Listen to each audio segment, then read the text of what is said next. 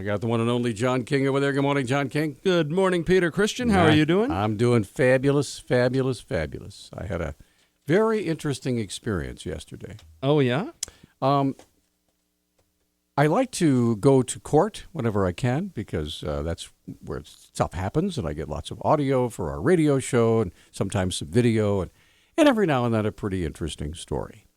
And I got a pretty interesting story that actually has done quite well, I understand, on our website and on our Facebook page. Here's what happened. There's a young lady, a 30-year-old lady named Tiffany Ortega, and she was arrested, yesterday was Monday. She was arrested over the weekend for DUI and careless driving. A couple of misdemeanors, right?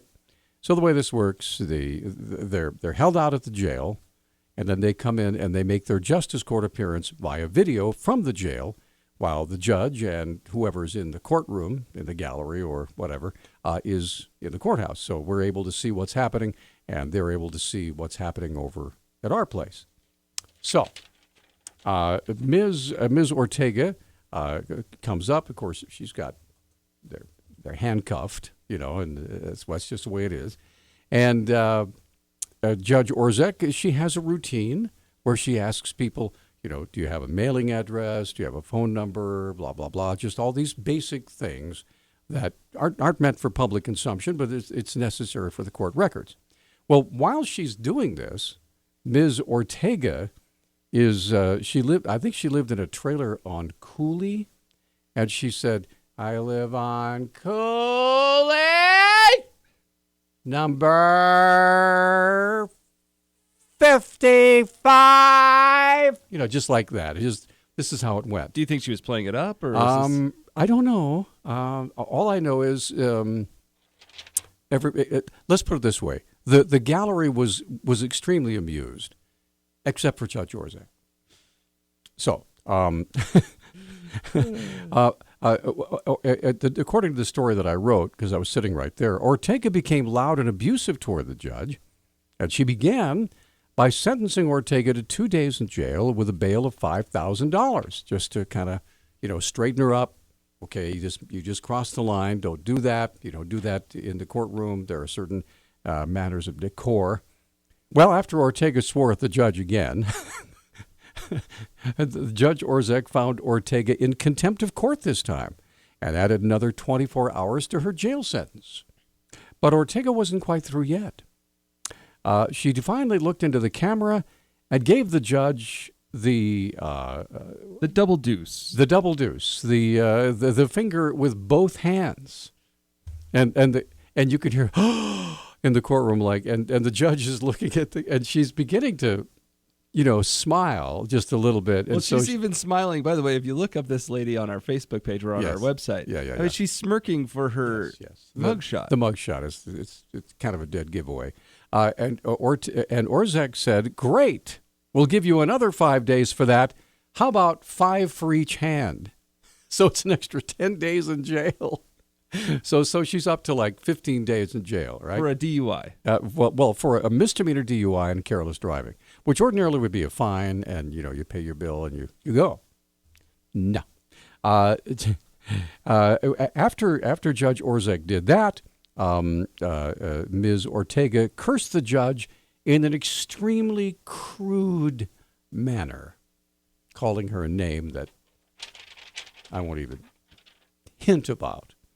But anyway, so Judge Orzek then stared at Ortega through the court camera, quote, "And we'll give you 30 more days for calling me that word," end quote. So Ortega's next court appearance will be August 17th before Judge Orzek. So what, she's in for 45 days now? She's in for 30 days total. Oh, 30 days total. Yeah. Okay, gotcha. Okay, I got a question I have to ask you. All right. This is something that I've noticed about crime reporting in Missoula. Yes. Maybe it's like this all over the country, but it certainly is here in Missoula.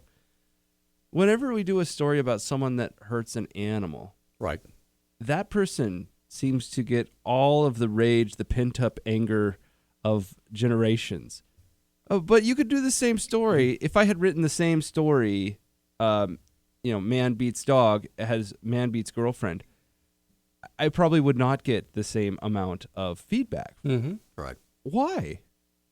I'm I mean, not why are we so more upset about people hurting animals than people hurting other people? I think one of the reasons is because animals are relatively defenseless, and to do something like that to an animal takes an extreme amount of cruelty. And the case you're talking about is Mr. Whiteshirt, Right. Who evidently was so angry that his girlfriend that he strangled her dog. Well, yeah. Well, and he went to the apparently in the midst of an argument with his girlfriend, he Right. tried to shut the dog up by putting it in a room and closing the door. Right. Then went in that room and found poop all over the place. Yeah, well, the dog was not happy about being shut up, I'm sure. I'll show you. So anyway, evidently he strangled the dog, and the girlfriend called the authorities. Authorities came and arrested him. And aggravated animal cruelty is a felony, by the way. And the dog was like 10 years old. So That's a beagle cross. So anyway, so let's get Mike on the line. Good morning, Mike. You're on Talkback. Hi. Well, yeah, I have a question for you. What is the one thing that is strictly forbidden to show up at a Hillary, deal? a beret. No. A blue dress? A blue dress with white spots. Oh, man. Okay. All right. All righty. You want another one? Is that it? Well, yeah, I can tell you another one. This transgender stuff got me in all kinds of trouble the other day. Oh, boy. I can't imagine. Yeah. Well, it turned out I had to go to the bathroom real bad, so I got down there. One side ladies, one says men. Well, now I'm transgender, I guess, so I don't know. Should I go this way or should I go that way? So I don't know where to go. So I compromised and feeding a drinking fountain. I'll let you go. Okay. Well, thanks for sharing. Well, since he brought up transgendered issues and the Hillary Clinton campaign, I Right. thought it was interesting. I have a clip of the show I Am Kate. Oh, okay. It's Caitlyn Jenner, Yes. formerly known as Bruce Jenner. Right. And this is a debate between Caitlyn and a bunch of other transgendered folk about the presidency and Hillary Clinton, and we'll play it after the break. Yeah, we'll take a break. Come right back. 72112. This has got a little bit of open phones going on until 9 o'clock, and Cynthia Wolken will be joining us. She's a state legislator and has helped to draft the jail diversion plan. So we'll talk about that later, but we'll come right back with that in a moment. Okay, we are back on Talkback. 721-1290 is our number, 1-800-568-5309. See, I had that all queued up, and then I went to find some music. So, The clip is Caitlyn Jenner and some other transgendered people. Right. And they're debating, politics, and Caitlyn takes an interesting position on Hillary Clinton. So, as soon as Peter finds it Here again. it is. I got it. Okay, I'm sorry. I'm a little slow this morning. You have to forgive me. All right, so here we go. Here's now the voice you will hear is Caitlyn Jenner. Here we go. My views have changed politically since transitioning. We're talking about the economy. We're talking about our country surviving. We're talking about an economic system that can prosper. Just because I'm a woman now doesn't make me all of a sudden liberal. Hillary Clinton or Donald Trump? Oh, my God, yes. I would never, ever, ever vote for Hillary. We're done. Oh, If Hillary. Hillary becomes president, the country is over. Oh my God. You can't fix immigration. You can't fix the economy. Oh God. The Kool-Aid. It's got to stop. The Kool-Aid. We don't have a country, and Hillary will not do it. She's an amazing woman. Tell me what she's done that's good. Tell me. Please. So you're a Republican What? up there too? Oh, okay. Yeah. So Well, he's it's not the co-signing for Kay. No, he's a I just wanted to conservative say it. American. He's an American. I just wanted to say it. Yeah. Nothing against you, boo. I still love you too, but Yeah. I just needed everybody to know that you're co-signing. Yeah. But there is a lot to love about Hillary. She's an amazing woman. She is Things not that even she's close. done in her life have been incredible. To go What through has she what done in she's her gone life? through with What has the she rights done? that of women What that she's gone has through, she it's been done in her incredible. life? She's become What a has she lawyer done? when it was so hard to become a lawyer. What has she done? She has served our Senate. She was our Secretary of State. She was a lousy senator. She wasn't a lousy senator. She was horrible. Look at all the things Tell that are me, going on. tell me the things she Look at was all the things that horrible are going about. on in the Middle East. All because of what she did. Look at Benghazi. She lied to us. She didn't lie to us. She's a liar. When it comes to debating politics with Caitlyn, it's not a debate. She just talks and is yelling at us. That's an uncomfortable situation. You want a person that's going to lie to you? And then lied again about it, lied again about it, lied again about it, and then all of her emails. Okay. She's a political hack. Oh, boy. We have That's all she is. She's done nothing. Okay. I have to listen. I think in a position where there was so many people against Republicans made her really defensive. Cleared this room out. Cleared it out. Nobody wants to talk to you right now, okay? I think we've just found Donald Trump's running mate. You think so? Can you imagine what would happen if he picked Caitlyn Jenner to be his running mate? I mean, you know, the left would have to love him. You know, the left media would have to love him because he picked a transgender person to be his running mate. Obviously. I'm just throwing it out there, John. I'm just throwing the spaghetti against the wall to see if it sticks. I don't know about a two. Well, listen, reality TV on both sides of the ticket. Well, That'd be hold on a surprising. second. This campaign is already the craziest in history. Well, I don't know about that. Pretty crazy. It's pretty crazy. And we haven't even had our first debate yet. The pundits are saying the first debate between Hillary and Donald Trump, if one should occur, okay, will probably be the highest rated television program in history. I can't imagine not watching it. People, that's right. People just they like watching train wrecks because they. Anyway, it's like watching Batman versus the Joker. I mean, immovable object and unstoppable force. You got to watch it. It's crazy. I don't know. I'm flabbergasted. I wonder if anything will happen. By the way, so one of our callers the other day was talking about Trump got rid of Corey Lewandowski, which was his campaign manager, and he's planning on pivoting. He wants to change his campaign note. I don't know. Maybe he listened to Talkback yesterday because all of the interviews I heard yesterday were of him, planning on making some changes.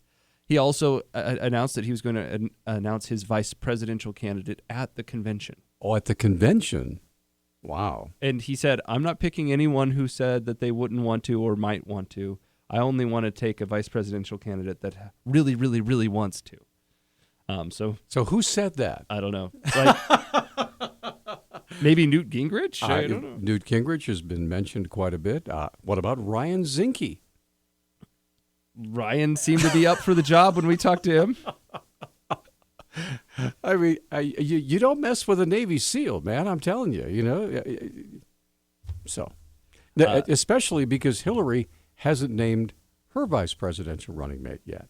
Sure. So, I'm sure you whatever have to think a couple steps ahead in this deal, so you can figure out when you have the debate between, let's say it's Ryan Zinke or Newt Gingrich. You have to have a powerful force to go up against that. Yeah, but once you're vice president, no one will ever see you again. That's really their job, is to just win that one debate. to be able to come up with a line, I knew Jack Kennedy, and you're no Jack Kennedy. You have to be able to have a line like that. Right, and you also have to be able to pull voters that your main candidate won't be able to pull. So, for example, if you're Hillary Clinton, you might want to get someone that has integrity to be your running mate. And if you're Donald Trump, you might want to get someone that has intelligence to be your running mate. Okay. It just seems to be you kind of want to balance the field. Whatever happens to be lacking. Yes. On a serious note, we had Greg Gianforte here in the studio at the 7 o'clock hour. And I know that Governor Steve Bullock was in Missoula yesterday. He may still be here today. So I just in case somebody from the Bullock campaign is listening to our show, I want you to know that Governor Bullock, you are welcome anytime in our studio during Talkback or during my news show. I will put you on. I will suspend programming because I think it's fair. Mr. Gianforte's been on. You should be on. So we have asked, by the way. Yes, we have. We haven't gotten any good answers yet. But okay, Tyler, you're on Talkback. What's up, man? Hey, guys, I want to just call in and talk to you guys about the news that happened yesterday with Loretta Lynch. Oh, sure. Yeah, I've got some clips for that. And this stupid report that she said that I cannot believe that the government openly admitted Sunday night that they were going to release edited transcripts, and that actually nothing happened, and they actually did release these edited transcripts on Monday. I mean, they're so openly just kicking us in the face and going, what are you going to do about it? Are you guys going to play that clip, the edited versions, or? Well, the transcripts didn't release the sound bites of his calls. What I have is I can either play people reading them to you, which I didn't actually queue up because I figured we could do it. But I do have a news clip from CNN basically going over the beats that you just covered. I also have a clip from Loretta Lynch from the other day where she said, we're going to be releasing the transcripts, but we're going to be taking out some things. Basically, what they took out originally was the terms ISIL or ISIS and the name al-Baghdadi, Abu Bakr al-Baghdadi. And when the transcript was, or when during the original call, he said, well, what's your name? And he said, I am pledge allegiance to Islamic State. And then when they asked him again some more information, he said, I pledge allegiance to Abu Bakr al-Baghdadi. May his name be honored, or something like that. And there were some other ramblings in. They also changed the word Allah to God. Oh, did they in the transcript? Yeah. That's the main thing that's pissing me off, and I want to reverse it. And I want to say that if a Christian went out and committed this terrorist act, called 911 and praised Jesus, and the FBI changed the words from Jesus or God to Allah in order to make a point, I think that there would be an uprising, and I think that people would be pretty pissed. But you have a Muslim who calls 911 and praises Allah, and the government openly admits and changes the word, takes the word Allah out and edits it in God. So, I mean, we are openly being lied to left and right every day, and they are getting flagrant about it. They don't even care anymore. They're telling us they're doing it. Hey, thanks so much, Tyler. We got to take a break, man. Appreciate the call. We're going to come right back with more of Talk Back in a moment. Our talk time now is 8:55, and let's hurry up and get Jim on the air. Jim, we got about a minute and a half. What's on your mind, sir? I just want to talk a moment about the so-called Syrian, quote-unquote Syrian refugees that might be coming into Missoula and the Beirut. All right.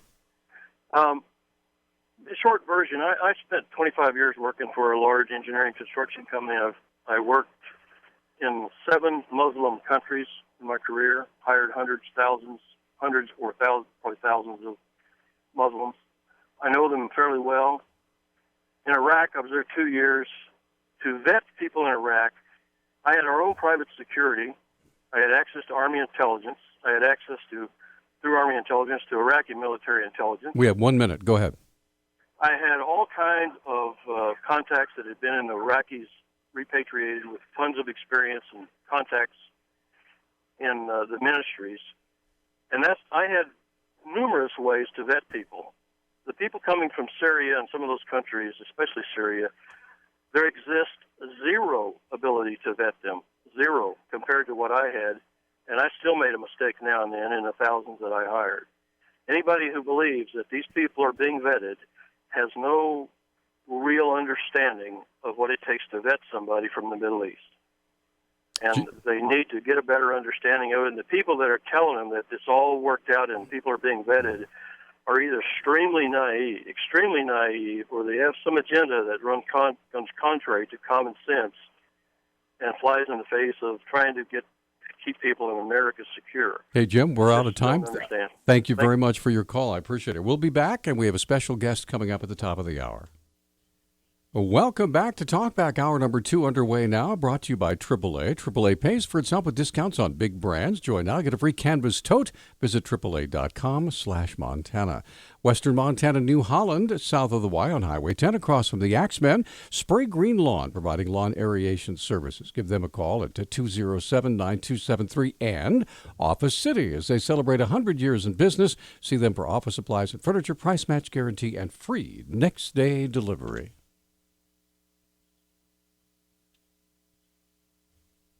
All right, we have guests in the studio this morning, Cynthia Wolken, Emily Bentley, both joining us here this morning. We're going to talk about the jail diversion program. So let's start with you, Emily. Grab that microphone, bring it up, because you're a nice tall gal. Good morning. There you go. Good to see you.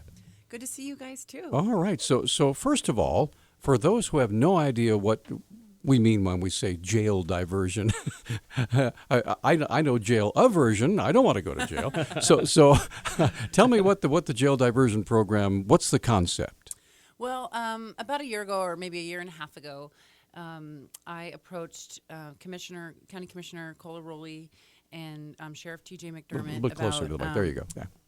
About doing a jail diversion plan to address our overcrowding at the jail. And, we have some stark statistics in Montana and across the country about our overuse of incarceration for nonviolent offenders, especially people with mental illness and drug and alcohol addiction. And so we applied for a MacArthur grant, the Catherine T. MacArthur Foundation. We did not get that grant, but the city council and the county commissioners decided to fund a study and a planning study to deal with the issue anyways. So we funded the study. We hired RFP'd for it, hired Senator Cynthia Wolken to do the legwork. And really look into and delve into the statistics and the crime rates in the community and what's going on at the jail. And so the result after a year is this huge plan with a lot of data. We're really trying to have data-driven approaches, which addresses our overuse of incarceration for nonviolent offenders. And I was going to ask you, when it comes to Missoula specifically, what are we looking at when we're talking about the ratio of, or the percentage of offenders that are in the jail that are not violent? Well, yep, we can get into that, but I will tell you that between 1998 and 2013 in Montana, the number of low-risk offenders in prison increased by 133%, and the rate of incarceration of women in Montana jails in 2010 and 2011 was nearly double the national average, so 24% versus 13%. In Missoula, of those with nonviolent charges, 13% were Native American men and 14% were Native American women, and Native Americans represent 2.9% of Missoula County residents. So, there's the percentage of I'm looking it up, your exact question, but oh, that's okay. Well, and then a lot of people would say, there is this like broken windows theory of governance and diversion, or of prevention. And if I'm not mistaken, between 1998 and 2013, we also saw a significant decrease in most types of crime, except for I think drug use is the one that changes on that factor. Yeah, so the country and the world really cycles between these eras of being, when there's high crime rates, we have much more, the legislatures and local government really looks to increase punishments and accountability. But, we know when we had those huge crime rates in the 70s and early 80s, America responded by really increasing penalties. Canada did not. Crime rates went down in both places. Increasing these penalties for low-level, drug offenders and people with mental illness does not reduce crime. But yes, you're right. Crime is at an all-time low, and Missoula is very safe. Did you find that statistic he asked about? Okay, I'm going to turn it over. Okay. We found some really interesting things, and this is kind of the first time in Missoula County we were able to look at the criminal justice system using a lot of data from the jail, because the jail has a really good program, and they have booking technicians that are entering the data, so we could really take a good snapshot of the jail and who's in there, what they're in there for. And we found sort of typical across the country that nearly 80% of our or 75% of the people in our jail are pretrial, so they haven't been convicted of a crime. They're just awaiting their disposition of their case. And then nearly 80% of them are charged with nonviolent offenses. So mostly nonviolent, not convicted yet. And that was the population that we wanted to say, well, okay, let's take a look at this. And how can we get people safely supervised in the community so that we can save beds for people that are really, dangerous and violent? Allow me to back up just a little bit. All right.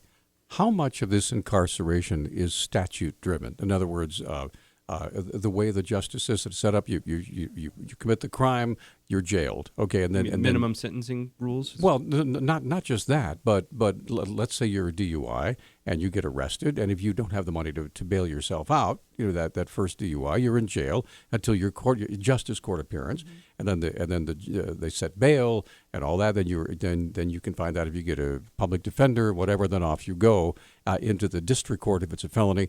And so, but all these things require that the suspect or be in a place where they can, show up for all these appearances. So, and that's the jail. So, and we only have one jail. So I guess I'm wondering how much of what you're saying is simply a matter of this is the way things are put together in the first place. So I think, quite a bit of it. And I think there's going to need to be a cultural change and some legislative changes, but you have to understand that under the Montana Constitution, unless a crime is, egregious like murder, you have a right, you're bondable. You have a right to bond out of jail. And so there's a presumption under the law that you should be able to get out pending the case being heard, because again, you haven't been convicted of a crime.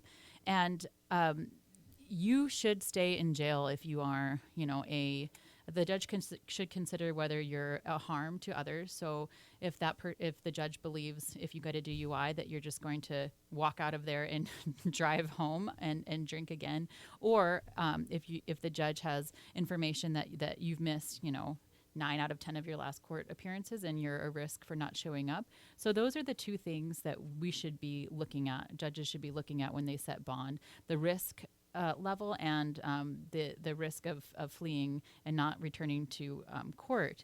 Right now, judges... And the danger to society. Exactly. Right. And the judges right now they don't have enough information, and best practices around the country is using what's called a risk assessment tool. So it's about 9 or 10 questions, and there's a few of them that you can use. They're evidence-based, and they give the judges information to tell that judge whether the individual before them is a risk or not.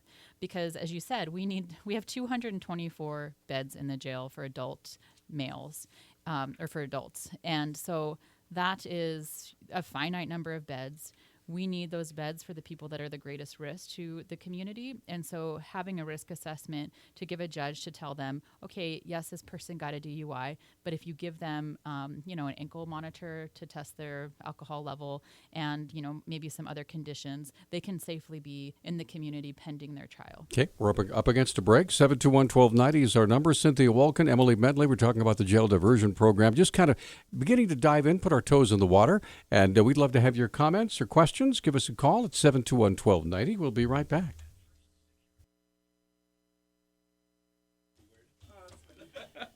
And we are back on Talkback. 721-1290 is our number. 1-800-568-5309. John King. I'm Peter Christian. Cynthia Wolken and Emily Bentley both joining us. So we're talking about the jail diversion program, and we're just getting started. Go ahead. Yeah, so one of the things you had mentioned was ankle monitors, things like that for individuals. So that's just it sounds like a technological investment for the city or the county. But you had also mentioned, a lot of these individuals are struggling with addictions or with mental illness, and that's going to probably take more than just a monitor. If you're struggling with mental illness, you're probably going to need a facility or some kind of home or a group that can help you with your difficulties. So I guess my question is, do we have the facilities? Do they even exist in Missoula County to try to deal with that part of the problem? Because it's my understanding that many of our mental health institutions for those that are involved with crimes are filled as well. Well, I will say this. Missoula is the worst big city in the state, big county in the state, that deals with this issue. And we have, I think, there's a misconception that there's a lot of nonprofits here and there's a big safety net. In this regard, we are woefully behind. Billings, Bozeman, Hamilton, they have these facilities Flathead, they have these facilities for people who are in mental health crisis and who would be better served in a mental health facility that was funded by the state in partnership with Western Montana Mental Health. We do not have those beds here. We need at least 6. We don't have them. We recently. Can I ask a question? Why not? Because I've always thought that Missoula was kind of ahead of the game when it comes to the things that are involved with law enforcement and justice and that sort of thing.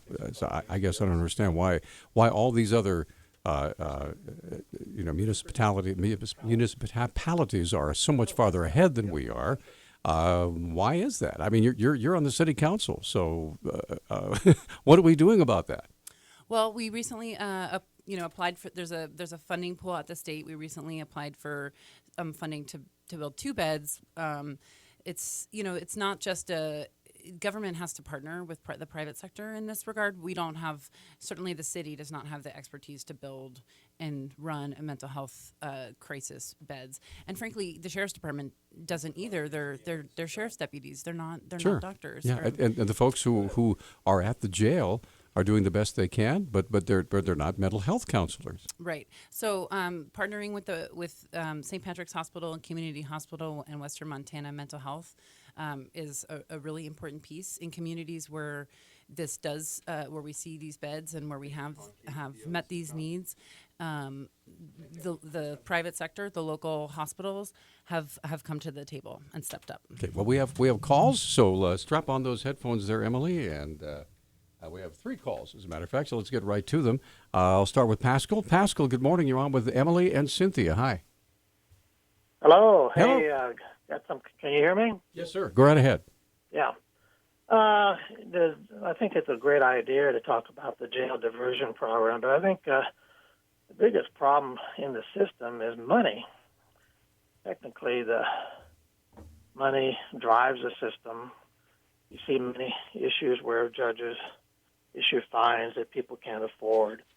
So then it's an indirect around Constitution in Montana where you're not to go to jail for debt, except certain exceptions by statute. So one of the ways they do this, if you don't pay your fines, then you take away your driver's license. Well, if you drive a suspended license, then in jail you go. Second issue is you have what we call victimless crime.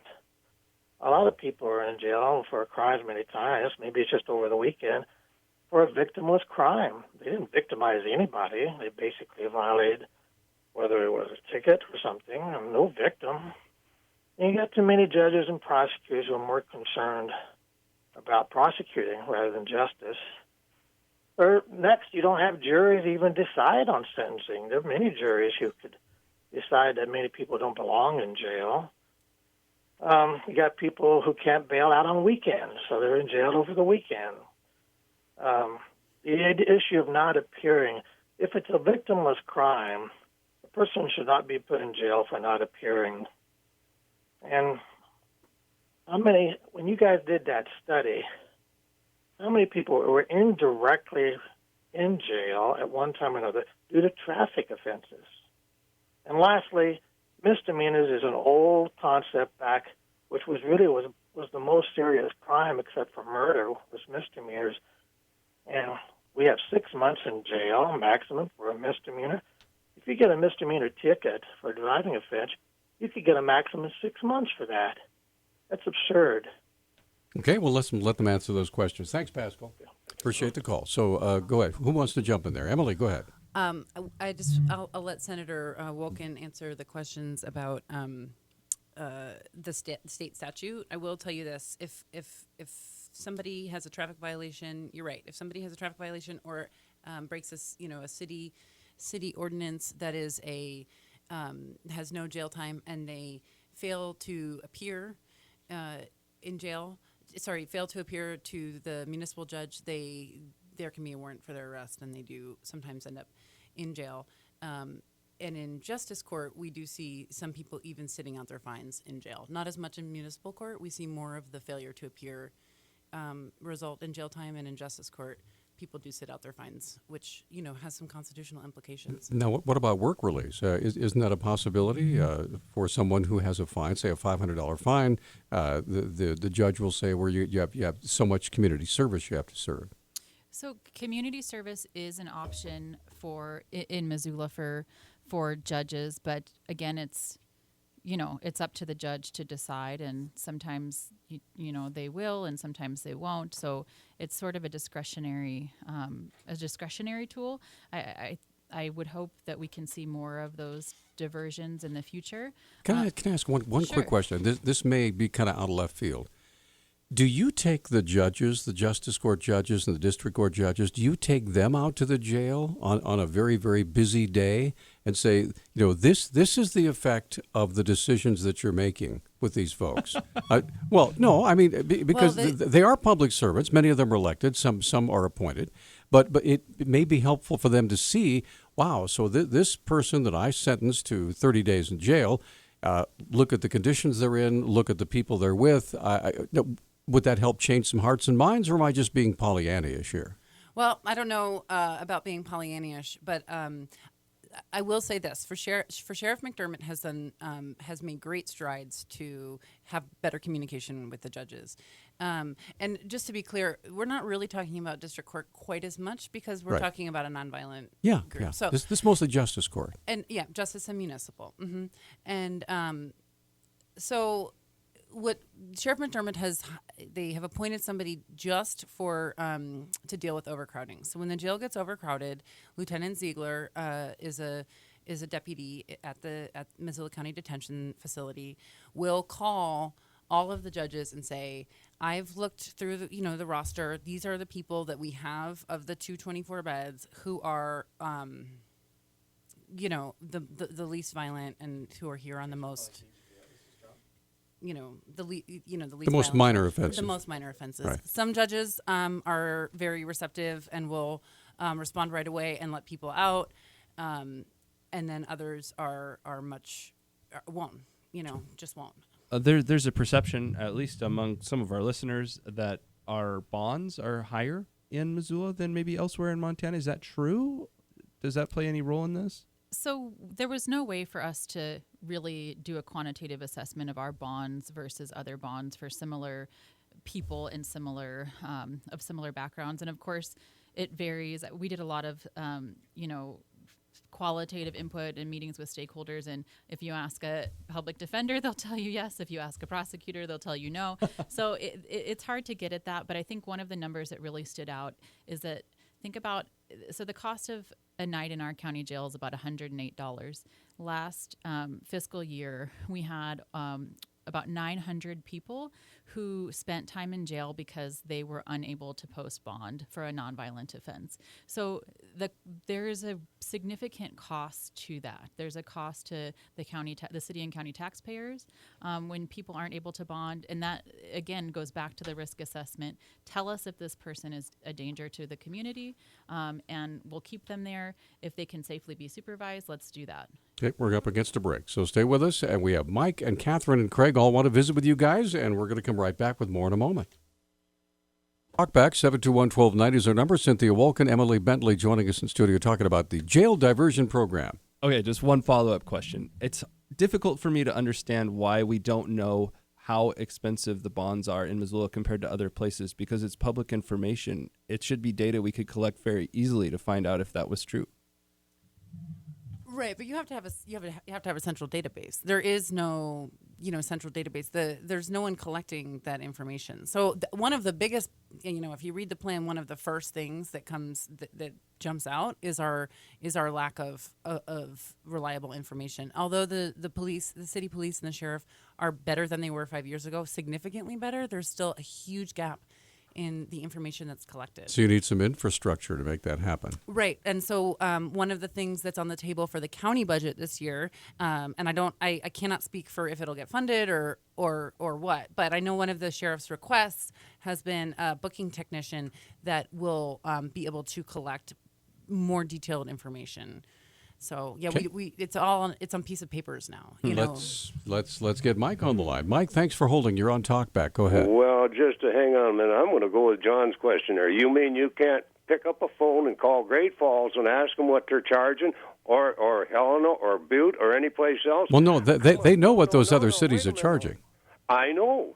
That's public record over there. What are you charging for this particular misdemeanor as opposed to us? That's pretty damn simple, by Mike. But here, I'm going to... I don't believe a word they're saying. Hold on, real quick, Mike. It's not that simple because there's discretion involved with the judge and the price that's finally set, right? Different judges set different amounts. That's a matter of public record, and you can compare it to ours. It's not that hard. It certainly can be done. It was not in the scope of this project. I'll tell you my scope of my project here. Listen real close what I'm telling you right now. All right, now you got like 24 hours. You're supposed to be in jail for a DUI or whatever.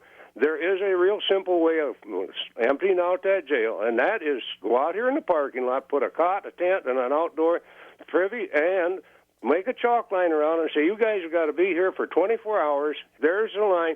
If I come back, you're missing, you just made a felony. That can cost you 5 years in Deer Lodge. Now, it's entirely up to you if you want to stay inside that line or not. And that will cure about half your problem real fast, like for cell time, because there's no reason you have to put them behind bars for this. And it's real simple, because once you step over that line, you just made a felony. And Deer Lodge has a lot of room over there. I'm not sure they do have a lot of room. Thanks for the call. Actually, maybe you guys can answer that. It wasn't really a question; it was more of a statement. But it seems to me that my understanding is Deer Lodge is pretty much packed. Yes, that's exactly right, and that's kind of why we took on and created a state sentencing commission at the last legislative session to sort of look at these issues, because like Missoula, we were seeing our incarceration rates at the state increase to such an extent that it's clear that if we don't do something, we're going to have to spend a lot of public, taxpayer dollars building another prison facility. Nobody wants to do that, especially when our crime rates aren't increasing. So we're taking this on at the state and saying, how can we tweak our system, make investments up front, save money on the back end, and make our communities safer? Let me tell you how these things are moved. The way this jail we have now was built, because there was organizations coming in saying, we are going to sue you for millions of dollars if you don't do something about the overcrowded conditions in this jail. And that was the if you will, the kick in the pants to the community. It said, okay, so they got this huge deal together and got all the stakeholders together, and they built the jail, and so this is going to be good. We'll have 224 beds. It'll be awesome. And now here we're already overcrowded again. So how long ago was that, Peter? This was back in the early 90s. Right, and so if you look at your tax bill, you'll see on average $18 a year still goes off to pay that bond, which will be done in a couple years. I think you're right. That's true. Certainly, the county has lost some big lawsuits recently because of overcrowding and lack of people getting detoxing and one woman died. People getting hurt. Yeah, but I think it's going to be a tough sell to voters when they know that so many of these people are nonviolent. When we first built the jail, we needed it for people who were violent. I just don't see the voters supporting building a bigger jail for a bunch of people who are nonviolent. Okay, let's get back to the phone. Catherine, you're on Talkback. Hi. Good morning. Okay, the state has or had. Hey, Catherine, it's really hard to hear you. If you could get down on the receiver a little bit closer or something. Okay, how's this? It's a little bit better. I'll tell you what, why don't you hang on, because I just realized I'm 2 minutes past a break, so I want to give you plenty of time to ask your question. And so we'll come right back, 721-1290. We'll hold on to Catherine here for a minute. And Craig is also on the line. We have two lines open at 721-1290. Hey, we're back on Talkback. 721-1290 is our number. And Catherine, forgive me for interrupting you. Whoop. You there? Sounds like we lost her. Lost her. Okay, so Catherine, call back. So let's get Craig on the line. Good morning, Craig. Hey, good morning, fellas. What's up? Peter, you started out with saying, can you take those judges by the hand and drag them down there and show them what's going on in the jail? You have no concept of the arrogance of them suckers. And none of them any worse than Waddle and Odlin, who used to be a highway patrolman down in the Bitterroot. Judge Odlin has retired. Thank God. So listen. And by the way, I found him a very decent man. I really like him. The three rules governing government like the jails and everything else is that get the money, get the money, get the money. So that's why they stick you in jail. They want the revenue. And if you can't do the revenue, I've been there before, and if you can't give them the revenue, then they're going to stick you in jail. And each day you're in jail, you're supposed to give them $50 a day. I've had fines of less than $100, telling them I couldn't pay it. They'd stick me in jail for They'd tell me they're going to stick me in jail for 3 days at $50, and I'd go back to the judge and say, hey, I just told you I don't have that money, and then you want to stick me in jail and charge me $50 a day for it? And then they just get irate, So anyways. Okay. I got another one. Real quick. $50 a day. Okay. You're on your own. Thank you. Okay. Thanks for the call. Go ahead. We do see that cycle, and with nonviolent. One thing I really want to impress to your listeners is that one of the reasons, the main reason for this study, is that there's significant evidence now that shows that people who are nonviolent, who get stuck in this cycle of jail, we're actually turning them into criminals.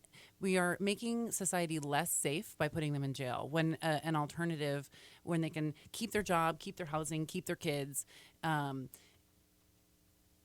It leads to them not committing more crimes and contributing positively to society. So I guess the question is, how do you punish someone, and so that they don't, reoffend if you remove that big stick of jail? Well, I guess the question is, are we trying to rehabilitate people or punish people? That's a really good question. I would think if you break the law, I'm coming from an old military family. You break the law, you get punished. I don't know. As a parent, I think that punishment can be part of a rehabilitation process. I could tell you that there are times where if my children were not punished, there would have been no rehabilitation in behavior. I'm not saying there shouldn't be consequences for bad behavior. Sure. But I do think that having an ankle bracelet so that you can't that alerts the system when you're drinking or when you're driving or when you're leaving certain GPS area is more effective, and that's also still a punishment. Okay. If I could add, there's been a lot of research in this area lately in the criminal justice arena, and so now we don't have to sort of guess at whether putting somebody in jail makes us safer or not. There's been a lot of research that that incarceration in and of itself doesn't make anybody less likely to commit a crime. It takes them out of society for a set period of time, but without any kind of interventions, they're no more or less likely to commit a crime when they get back. So that's something to remember. Another thing to remember is that there's a lot of evidence as well that that the length of a sentence and in the statute say, we increase a penalty for burglary from, this is just a guess, from 3 years to 5 years. Well, there's a lot of evidence that has nothing to do, that does not influence criminality or people's behavior, the length of the sentence. It doesn't deter. So it's really, an extra cost without really seeing any sort of benefit to public safety and reduced recidivism unless we're doing something else with that person. So it's just something to keep in mind. Because people don't know that. I mean, when they're committing a crime, they probably don't know what the actual punishment is or the time of stay. Unless it's a felony, they know they're going to jail. Right. Right. So our incarceration and punishment should be used with a lens towards rehabilitation, not towards revenge. Okay, we're going to come right back. Catherine we got her back, so we're going to get Catherine on, and Jared and Mike, and who knows? The lines are ringing off the hook. You guys are superstars now. We're going to be right back with more of Talk Back in a moment. And we're back on Talkback, 721-1290 or 1-800-568-5309. Cynthia and Emily have just been elevated to rock star status because all of our lines are full. So let's get, first of all, Catherine's been waiting the longest. Thank you for your patience, Catherine. Go ahead. Yeah, hi. Okay. The state, Montana, has 3 state institutions. Of course, back in the 70s, Boulder started being emptied out. It was for the development of the disabled, and it needs to be repurposed now because they're finishing emptying it out. There's also Warm Springs for the mentally ill and Galen for the alcohol and drug addicted, and I don't even know if they are still being used. I haven't heard anything about that for a long time. So do they need upgrading and restructuring? And if the emphasis is on community-based services, which it has been for quite some time, isn't that more expensive for the taxpayers? And if a person is a repeat or habitual offender, why not use these institutions to separate them from their habitual haunts to break the behavior? Has there been a cost-benefit analysis of any of this done? And has there been, this is kind of a separate question too, has anybody been looking at streamlining the laws so that we're more punishing outcomes rather than pre-outcome behavior with regard to nonviolent crimes? Okay. Does that make sense? I'm sorry. Go ahead, John. Excuse me. I was going to say that was a lot to take in. Yeah. Go ahead. So Cynthia's going to try to tackle it. Thanks, Catherine. Go ahead. So I guess I can maybe touch on the state piece and say that Galen is still operating. And yes, you're right that there has been an emphasis to reduce our state's reliance on sort of these centralized institutions and serve people in their communities. That's really sort of the best practices model. Sometimes it costs more per person. Sometimes it costs less. It just depends on the place and the provider and the individual needs.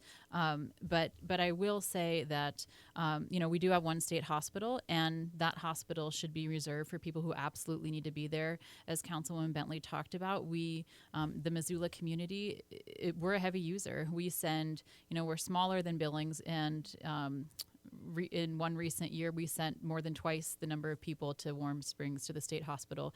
And every time we do that, that is a sheriff's deputy in the car, driving somebody there, driving back. So there are costs all throughout the system that I don't think are appropriately captured when we send people to sort of a centralized institution rather than treating them into the community. And that's something that we take into account in the master plan, and we talk about how can we serve people here and end up saving taxpayers money, because taxpayers don't care whether their dollar is, a dollar to the city, to the state, to the county. It's the same dollar to them. And so we as, government entities need to work together to make sure that we see cost savings where we can, best appreciate them.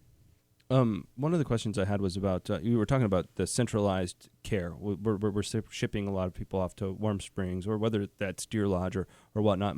I guess my question was about Missoula as a kind of a hub city for the valleys around here. We did an interview with the Ravalli County Sheriff not too long ago, and he was talking about how in the past they had relied on shipping their prisoners up to Missoula. And how much of that does that play into it, the surrounding communities and Missoula as a kind of hub center for these treatments? Are you talking about the jail population? Yeah, for the jail population. So we don't, other than the juvenile unit that does contract with surrounding counties, we don't have the space to contract with other counties anymore. And it sort of belies the problem that we're facing around the state, is that all jails, almost every jail in the 7 major urban areas are crowded. It's creating a backlog all around the state. And so, we're not alone in this at all.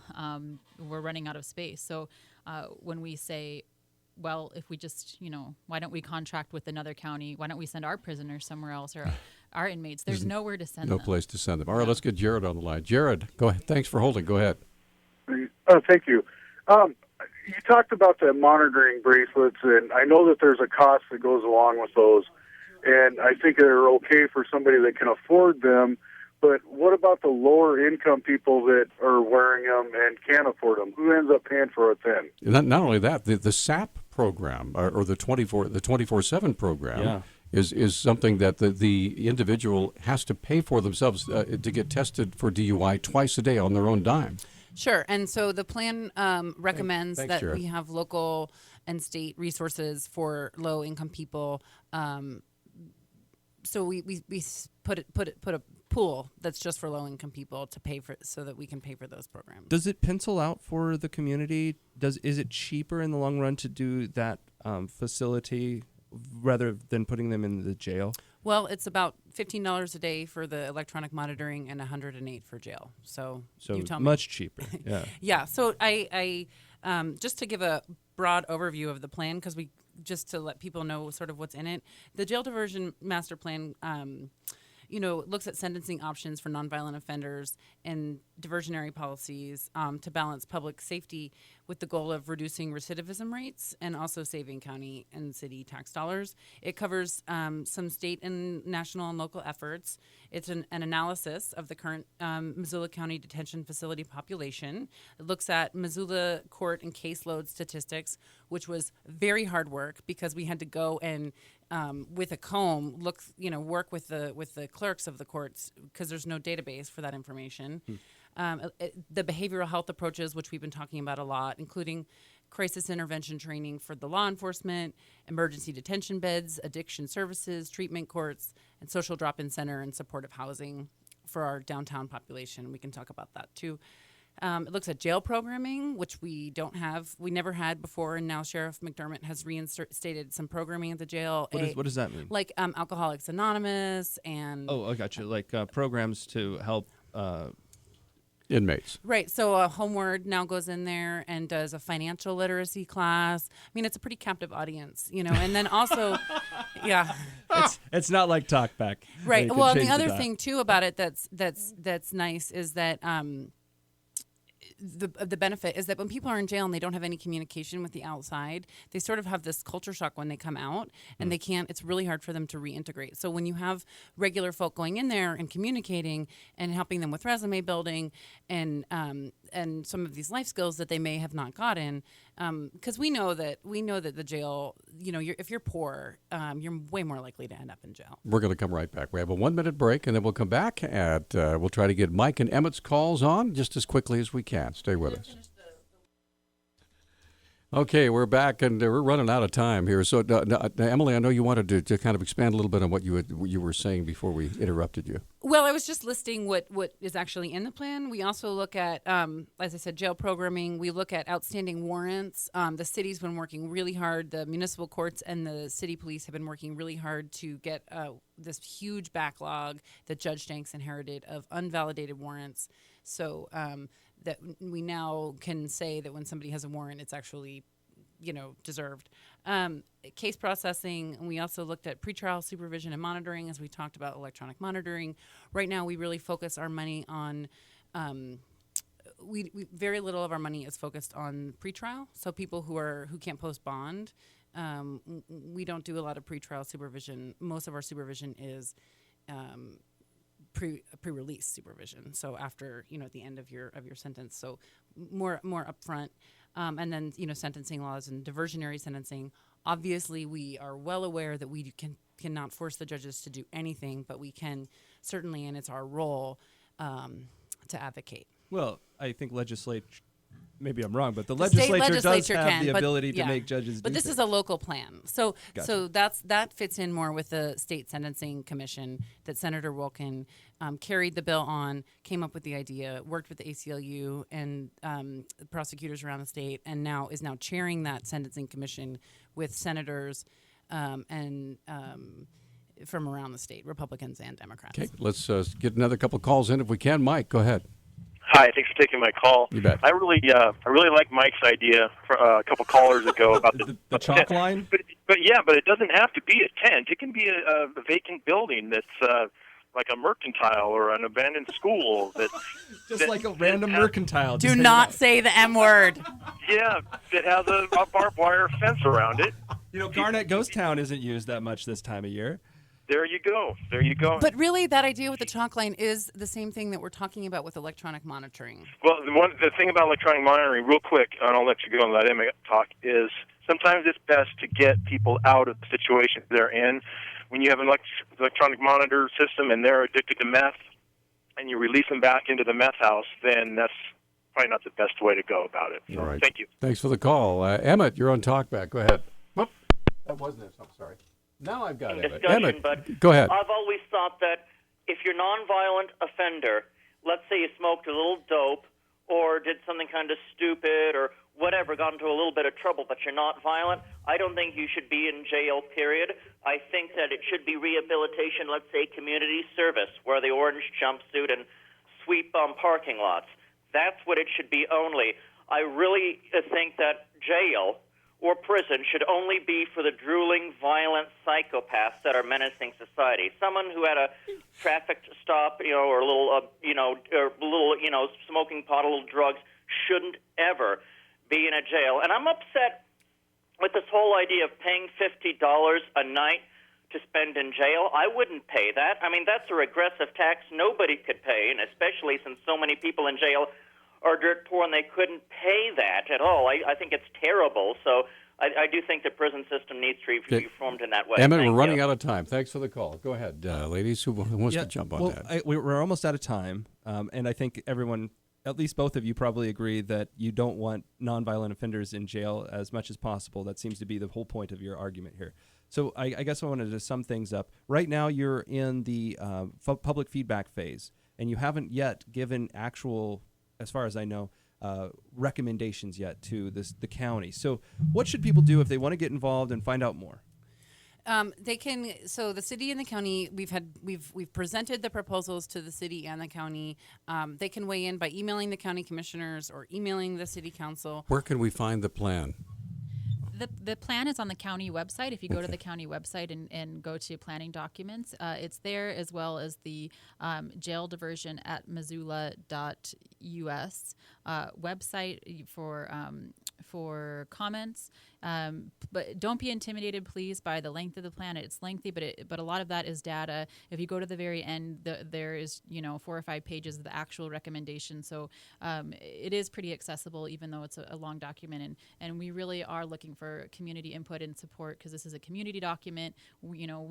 Everybody needs to sort of own the path that we're going on. And I'll post that plan. I'll post the plan on our Facebook page if you want to check it out. Great. And after, if it gets adopted, which hopefully it will, we'll be putting together an implementation team, a jail diversion master plan implementation team, sort of like, the downtown master plan has an implementation team. Obviously, there's upfront costs for this. We have to prioritize, and that team will come together for recommendations for the city and the county for prioritization.